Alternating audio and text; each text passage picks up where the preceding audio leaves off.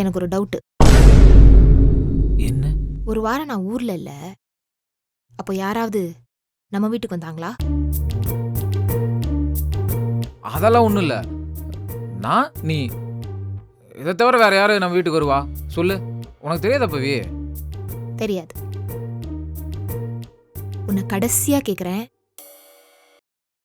யாராவது வீட்டுக்கு வந்தாங்களா? பவி, எல்லாத்துக்கும் ஒரு எல்லை இருக்கு. உனக்கே தெரியும் நான் உன்னை எவ்வளவு லவ் பண்றேன்னு. இந்த மாதிரிலாம் பேசாத. உன் ஃப்ரெண்ட் அவ ஹஸ்பண்ட் ஏமாத்திட்டா அதுக்கு நான் என்ன பண்ணுவேன்? நீ இப்படி நினைக்கிறதெல்லாம் சுத்த முட்டாள்தானே, பாத்துக்க. அப்ப இந்த காண்டம் எங்கிருந்து வந்துச்சு? பவி, சத்தியமா நான் இல்ல. ஏய், என்னை அப்படியெல்லாம் பார்க்காதடி. சத்தியமா நான் இல்லடி. அப்படிலாம் என்ன பார்க்காத.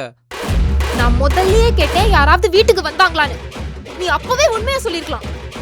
உண்மையை சொல்லிடுறேன். நீ ஊருக்கு போனதுக்கப்புறம் நான், ரவி, ரகு, மதன் 4 பேர் ஃபுல்லா சரக்கு அடிச்சோம். வாரத்துக்கு 14 ஃபுல்லு. அப்புறம் ஸ்விக்கியில் ஃபுல்லா ஆர்டர் போட்டு சாப்பிட்டோம். அவ்வளோதான். ரகு பாத்ரூம் நினைச்சு ஃப்ரிட்ஜில் ஒண்ணுக்கு போயிட்டான். அர்பான்ல புக் பண்ணி நான் தான் வீடெல்லாம் க்ளீன் பண்ணேன். 8 கட்டிங்கு, 12 சிகரெட்டு, 4 ஃப்ரெண்ட்ஸு.